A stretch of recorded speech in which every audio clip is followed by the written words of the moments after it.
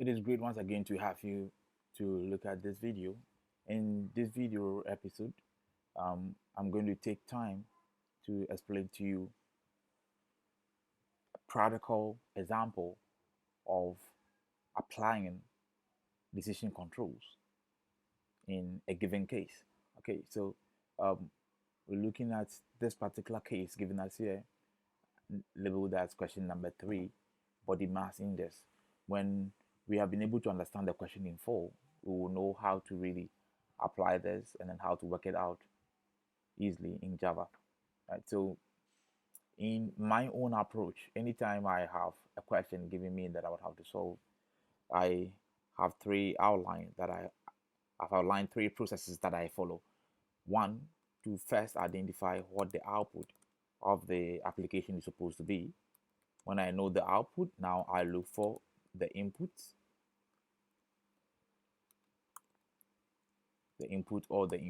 and then now the very last thing I will do is to look at the processes for which the process or the processes for which when those inputs are taken through, we would have the correct output. The reason why I do this is when you take, for example, you are told when you add S1 to S2, what you are supposed to get is 4.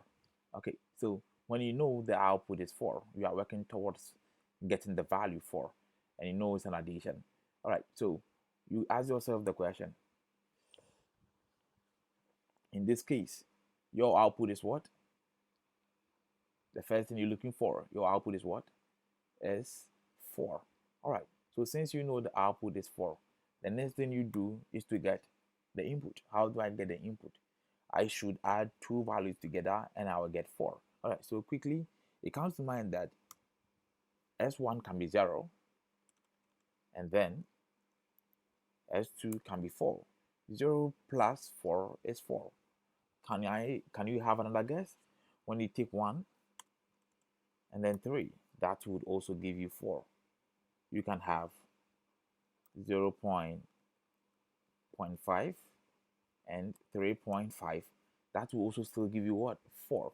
Why are we able to find multiple inputs that will give us the same output? It's because we know the output. No matter the values that we add up, we are supposed to have had the value what? 4.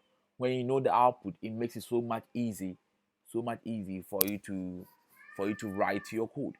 Okay, so know the output first, and when you know the output, now work towards getting the input. What input will I put together to help me achieve the output? Now when you look at this, when you have 0 and then 4, 1 and then 3, 0.5 and then 3.5, what do you do to get 4? You do an addition. So the addition in here becomes what? The process. So by this, you would have been able to easily know your output you're working towards to your input, and then you know what your processes. These are the fundamental approach that I use.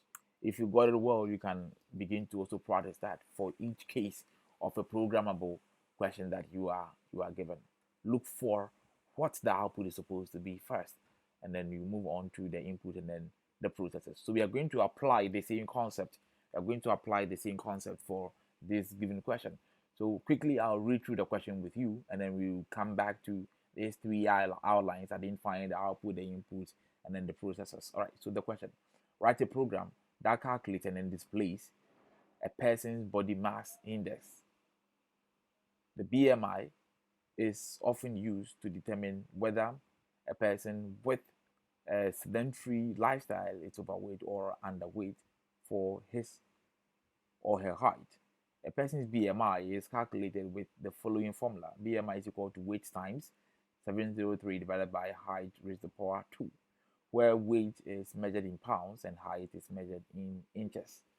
The program should display a message indicating whether the person has optimal weight, is underweight, or is overweight. A sedentary person's weight is considered optimal if his or her BMI is between 18.5 and then 25. If the BMI is less than 18.5, the person is considered underweight. If the BMI value is greater than 25, the person is considered overweight. Okay, so this is the question. This is the question. Now, quickly, let's try and then get these three outline working by this question that is given us. Okay, so the question number one is, what is the output? What is the output? What is the output? Can you give a guess? All right, so from the first line, you have a clue that you have been asked specifically to write a program that calculates and displays a person's body mass index.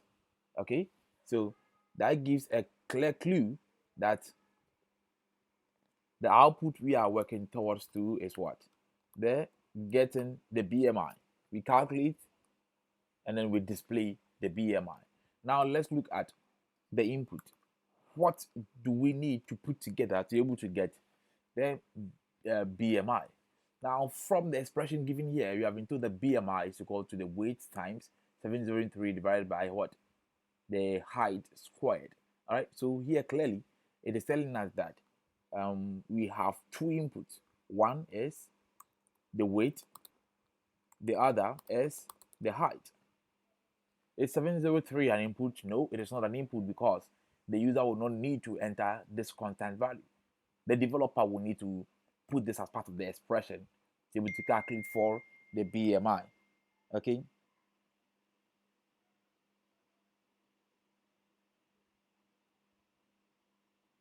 So now we have been able to identify the output. We have been able to identify the inputs.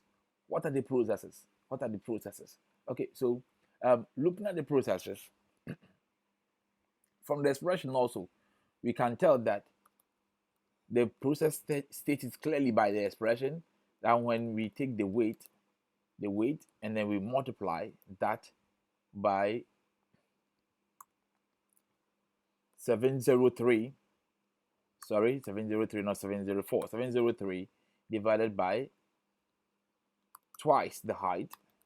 So we do height times the height itself again. We should get the BMI. This is the process. Okay. Now let's look at the other side of the question. I think it adds some additional flesh to what the output is supposed to be, and then the processes also. Okay. So it says that the program from the side, the program should display a message indicating whether the person has optimal weight, is underweight, or is overweight. How do you get to know this?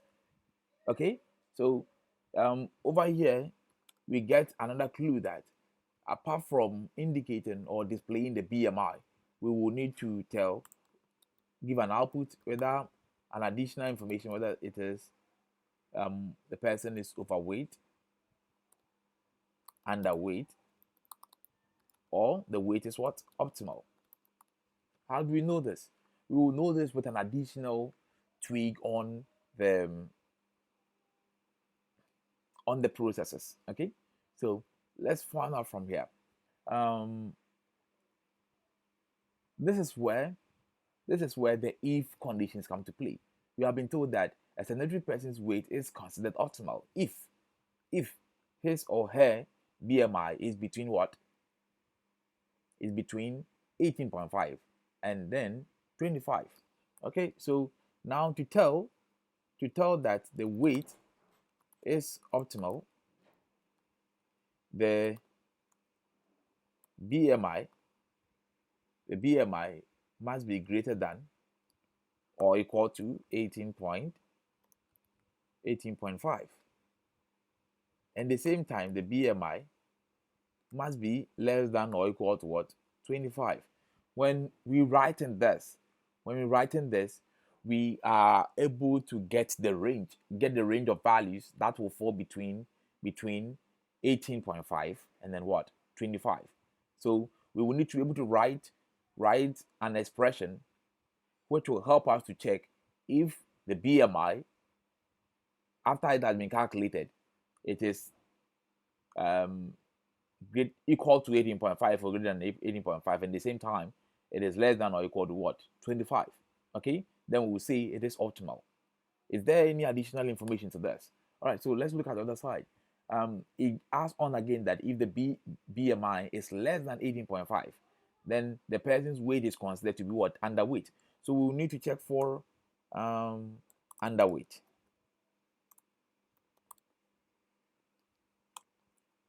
For underweight, BMI is less than what? 18.5. Then we will say the person's weight, the person is what? Underweight. Okay, is there another? Is there another? Okay, so the question asking again that if the BMI value is greater than 25, the person is considered what? Overweight. All right, so let's see if BMI now is greater than 25, then we will say a person is what? Overweight. Okay, so from here you can see clearly well that we have three different possible outputs that could come after we have calculated for what? The BMI.